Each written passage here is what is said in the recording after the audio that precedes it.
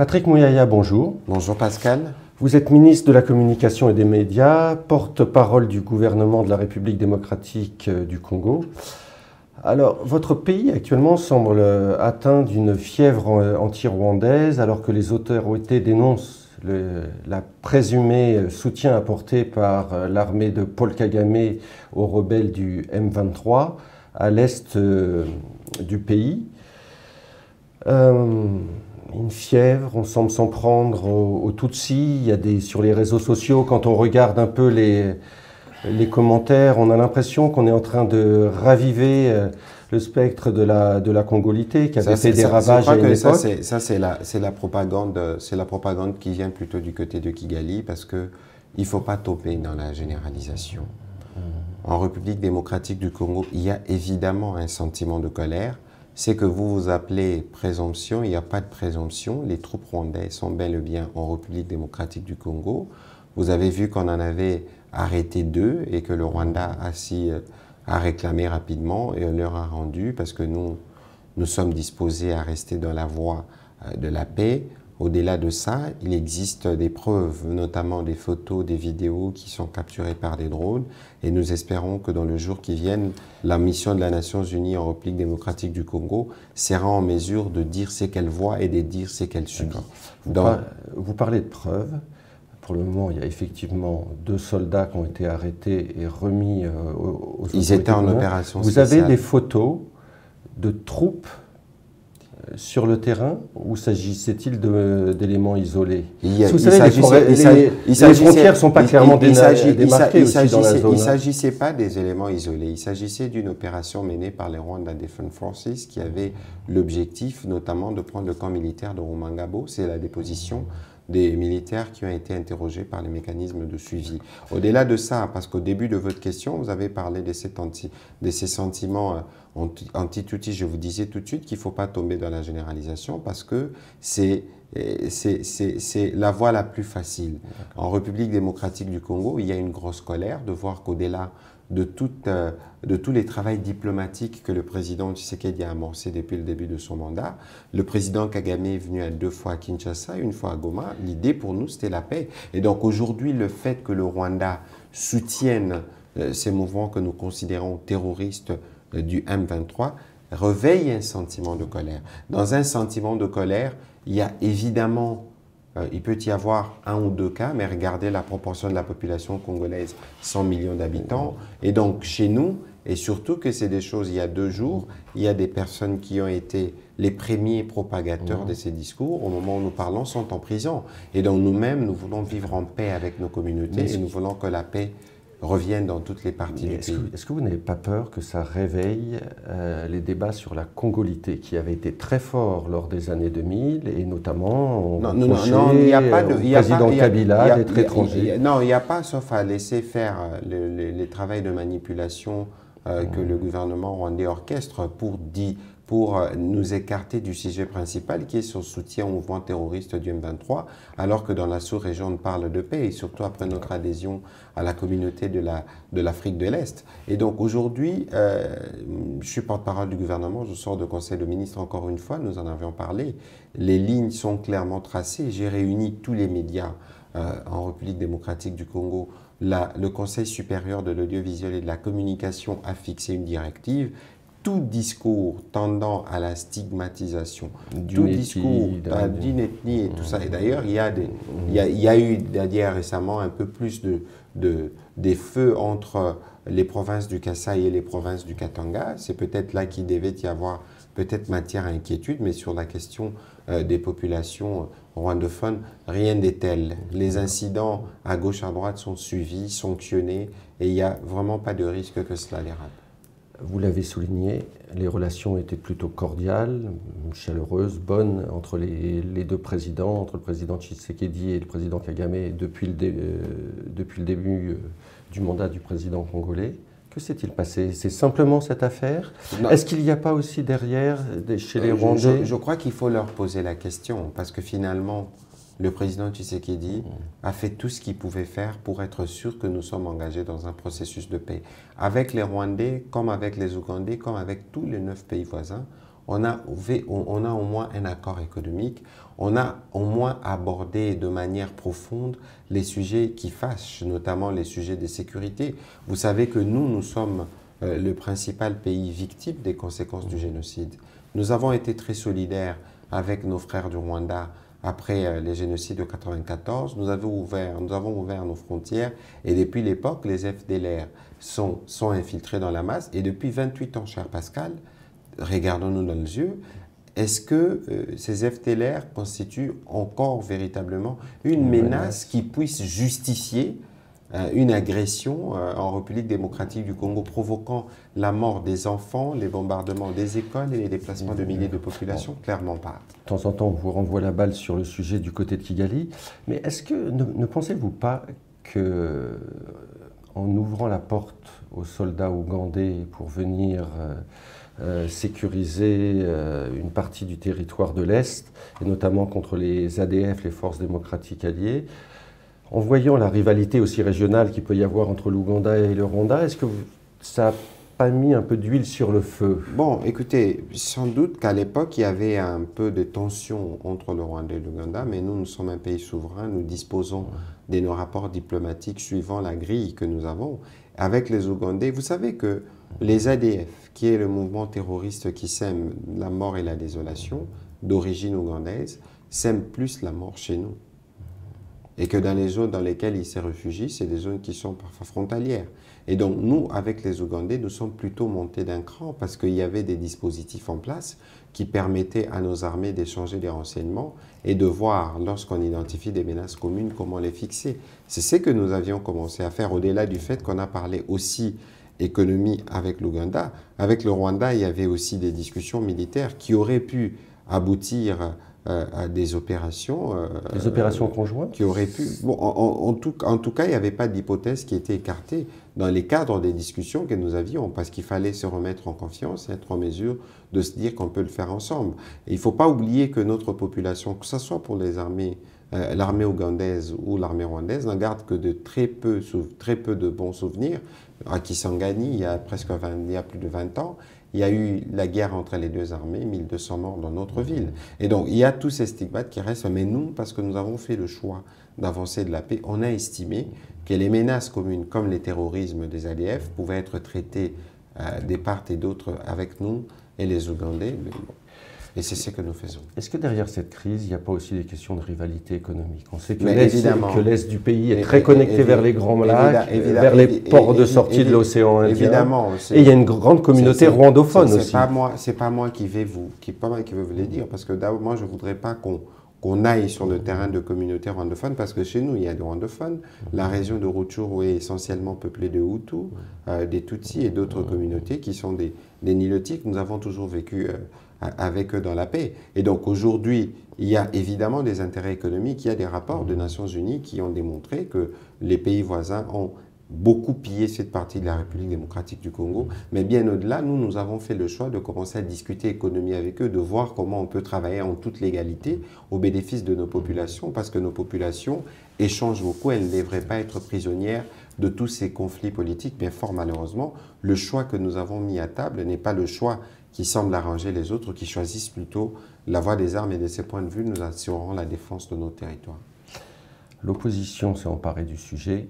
Elle va souvent plus loin dans ses déclarations que les autorités. Est-ce qu'il n'y a pas une sorte de surenchère qui vous oblige aussi, vous, gouvernement congolais, à être très ferme sur cette question-là? Il n'y a pas de question de surenchère. Lorsque le président fait le choix de travailler étroitement avec le Rwanda et l'Ouganda, le président s'est mis à dos une certaine partie de son opinion, principalement dans les provinces de l'Est, qui gardent encore de mauvais souvenirs. Je vous ai dit tout à l'heure des chapitres de Kisangani, mais il ne faut pas oublier que le Rwanda avait administré à travers la rébellion du RCD ces provinces-là et que des gens en gardent de souvenirs.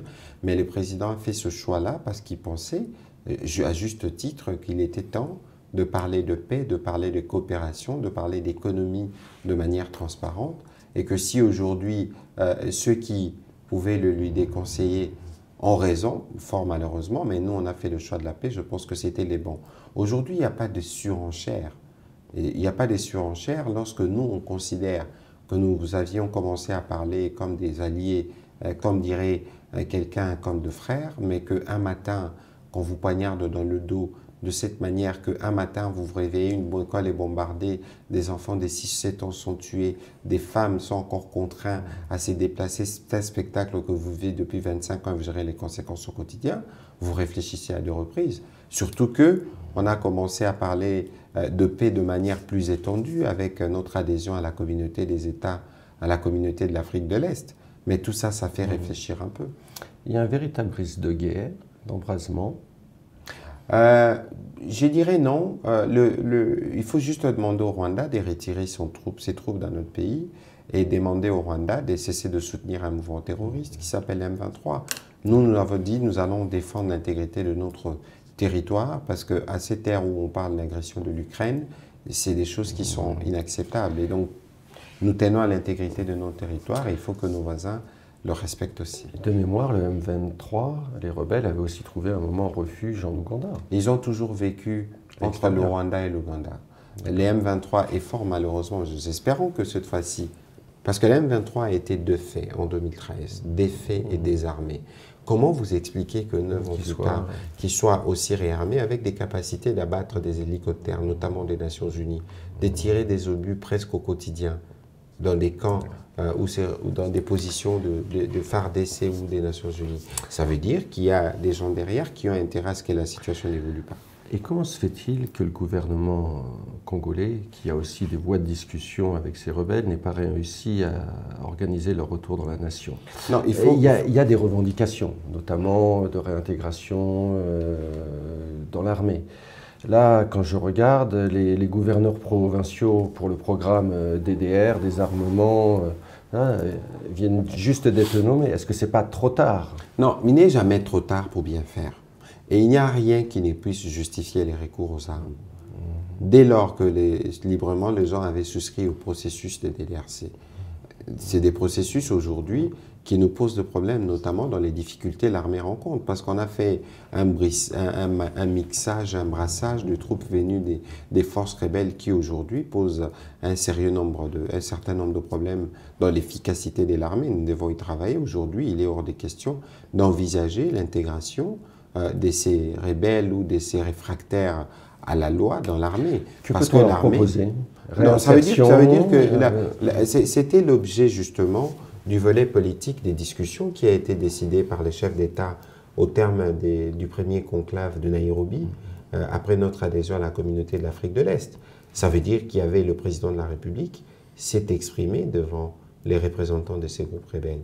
Il a envoyé, de ces groupes armés, il a envoyé la facilitation à Bukavu, à Goma, à Beni, à Bunia, pour discuter avec ceux qui n'ont pas pu faire le déplacement de Nairobi, discuter, les écouter pour organiser les conditions de leur édition et voir quelle est l'alternative qu'on peut leur accorder.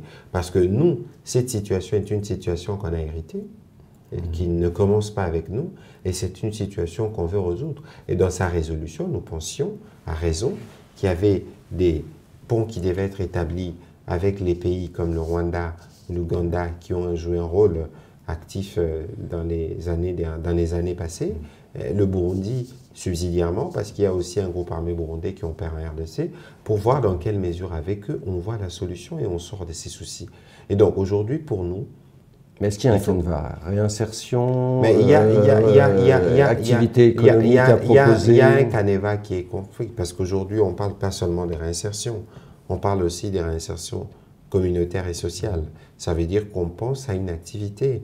Ceux qui ne peuvent plus vivre du métier des armes, dans cette région qui est très agricole, on peut voir comment les réinsérer. C'est ce qui est prévu. Le programme est en place, les animateurs ont été nommés, il faut donner le temps à ces programmes de commencer à donner ces résultats. Mais quoi qu'il en soit, encore une fois de plus, Pascal, cela ne devrait pas constituer une raison pour recourir aux armes et s'aimer la désolation dans une région qui est déjà assez traumatisée par la violence. Le président Kagame est intervenu ce matin ou hier soir pour dire qu'il y avait un problème de cohésion sociale en RD Congo, qu'il fallait travailler à l'intégration des communautés au vivre ensemble. Est-ce qu'il y a un commentaire de la partie congolaise? On n'a pas besoin de commenter ces propos qui sont des propos qui ne visent qu'à s'aimer la manipulation et à cibler les problèmes qui ne sont pas réellement de problèmes. Le Congo est un pays qui a 450 tribus. Pourquoi, quand on parle d'intégration, on veut faire juste allusion à une seule sur 450?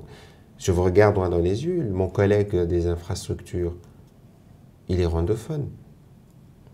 Autant on a des officiers valeureux qui sont rwandophones dans l'armée. Et donc aujourd'hui, que le président Kagame veuille mettre cette question à table, c'est de la diversion. Parce que les M23, si vous voulez, dans les régions où les M23 opèrent, mais ils ne sont pas du tout populaires. Ils ne peuvent pas aujourd'hui se présenter comme défenseurs d'une quelconque tribu. Les communautés Tutsi ou Hutu qui occupent les régions des Rutshuru ont toutes dit qu'ils ne se reconnaissaient pas dans ce que les M23 faisaient. Donc ils font une guerre aux motivations économiques ou pour des besoins de déstabilisation du pays. Ils ne font pas une guerre pour la protection d'une quelconque communauté, ils n'en ont pas besoin. Mais vous ne pouvez pas nier, Monsieur le Ministre, que dans les années 2000, il y a une partie de la classe politique qui a surfé sur la congolité à des moments importants. Je ne renie rien, il ne faut pas mélanger les notions. Parce que lorsqu'on parle de congolité, récemment on a parlé de la loi Tchani, où on pensait qu'on voulait écarter plutôt Moïse Katumbi. Bon, la question se pose déjà différemment lorsqu'on parle. Et donc, ces questions-là, c'est des questions qui sont sensibles. Ces questions d'exclusion politique reviennent quand même souvent sur le devant de la scène. Écoutez, ça, c'est ce que les gens veulent faire croire. Mais ça n'a jamais été réel. Parce que nous avions eu un vice-président de la République rwandophone, Azarias Ruberwa, et dans tous les gouvernements qui se succèdent depuis l'époque, informez-vous, il y a toujours des représentants de communautés Tutsi et Hutu, que ce soit au gouvernement, que ce soit au niveau de l'armée, au niveau de la police, au niveau de toutes les institutions. Je vous ai dit, on a 450 ethnies, on n'a pas suffisamment de postes pour caser tout le monde, mais sur ces questions-là, parce que nous savons que c'est des questions qui peuvent faire l'objet de beaucoup de manipulations, c'est des questions sur lesquelles nous sommes très attentifs et aujourd'hui on ne peut pas nous les opposer. Derrière l'escalade verbale, il y a aussi des négociations, plus ou moins secrètes. Il y a des équipes, il y a des émissaires qui ont été envoyés en Ouganda récemment, la partie congolaise, la partie rwandaise. Il y a aussi l'initiative du président Kenyatta. Où est-ce qu'on en est ? L'initiative du président Lorenzo. Non, je pense qu'au-delà de... Enfin, Lorenzo et Kenyatta, parce qu'il y a Nairobi aussi. Je pense qu'au-delà de tous ces processus, il faut que donc les deux pays se parlent il faut que le Rwanda... Non, parce que nous avons dit, depuis le début, que nous avons fait le choix de la paix. Mais pour danser les tangos, il faut danser à deux. Il faut que les autres aussi veulent la paix. Parce qu'au-delà du fait qu'il peut y avoir la médiation du président angolais que nous apprécions, ou du président Kenyatta que nous apprécions aussi, mais il faut qu'il y ait un couloir de discussion entre les deux. Mais pour où est-ce qu'on en est? Est-ce qu'il y a un canevas, un agenda? Non, je crois, à ma connaissance, les discussions, après Nairobi, il y a des discussions, des échanges qui se font, notamment à travers les présidents Macron, il a parlé avec les deux. Je n'ai peut-être pas tous les détails de comment les choses ont évolué entre-temps, mais chez nous, nous tenons à la paix. Nous ne voulons plus que nos populations meurent. Nous voulons que nos populations déplacées en Ouganda puissent revenir. Et si pour cela, nous devons discuter, nous sommes disposés, mais il faut qu'on discute avec des gens qui sont sincères, qui nous regardent droit dans les yeux. Quand nous fixons des choses, nous les respectons. Et que cela ne devienne pas un prétexte d'exhumer un mouvement qu'on a toujours gardé par devers soi, comme un instrument de déstabilisation du Congo les moments venus. À un moment, est-ce qu'il ne faudra pas réinstaurer un dialogue direct entre les deux présidents? Je pense que c'est une question qui ne devrait même pas se poser au regard du climat que le président Tshisekedi avait installé dès son arrivée aux responsabilités à la tête de la République démocratique du Congo. L'eau a coulé sur le pont, mais vous savez, avec le Rwanda, nos peuples échangent beaucoup. La frontière Rwanda-RDC, et oui, c'est des communautés qui vivent, il n'y a pas de frontières naturelles. Ça veut dire que les communautés vivent au quotidien et que l'interférence d'ailleurs, l'agissement de politique, porte un incident négatif sur les rapports quotidiens de population. C'est pour ça qu'ici, pour nous, il faut dissocier le peuple rwandais et l'attitude du gouvernement rwandais vis-à-vis de la RDC. Parce que finalement, le gouvernement rwandais s'est plutôt habitué à vivre avec une région de l'Est instable, peut-être parce qu'elle facilite les affaires, mais nous pensons qu'il y a moyen, avec la stabilité, de faire mieux les affaires, qui bénéficient mieux aux populations et aux États. C'est les choix que nous avons faits. J'espère que les amis finiront par faire ces choix aussi, parce qu'on ne va pas vivre... Aucun des deux pays n'a intérêt à cette guerre. Ah, nous, sûrement pas, mais les autres peut-être. Pourquoi avoir alors exhumé un mouvement d'essai, un mouvement de fait, un mouvement mort? Mais cette fois-ci, je pense que nous irons plus loin en exigeant que le Rwanda nous rende tous ces criminels qui ont été à la tête de ces mouvements rebelles, M23, SNDP, nous les renvoyer. Il ne faut pas oublier, et quand je parlais des FDLR, il ne faut pas oublier qu'en 1997, c'est lui qui dirigeait l'armée congolaise, s'appelait James Kabarebe. Il ne faut pas oublier que dès 1998, il y a eu une rébellion qui s'appelait les RCD, qui a régné pendant 3-4 ans sur cette partie du pays. Et donc, si les FDLR représentaient véritablement une menace, à l'époque où les Rwandais avaient les pleins contrôles de cette partie du pays, ils auraient pu totalement fixer les problèmes. Et même alors, il n'a pas été fixé. Le président Kabila, avec la chute qui avait suivi le choix de Vital Kamerhe de dénoncer ce qu'il avait considéré comme une collaboration avec l'armée rwandaise. Le président Kabila avait fait ce choix. Nous avions fait une dizaine d'opérations militaires avec les Rwandais contre les FDLR. Est-ce qu'aujourd'hui, s'il en subsiste certains, d'abord, 28 ans après, qu'est-ce qu'il en reste? Quelles sont leurs capacités de nuisance? Que pouvait-il faire de mal au Rwanda pour que cela justifie une telle agression? Je ne vois pas le lien. Et surtout que nous pouvions discuter de tous les problèmes, y compris ceux-là. Et c'est dommage. Merci beaucoup, Monsieur le Ministre. C'est moi qui vous remercie, cher Pascal.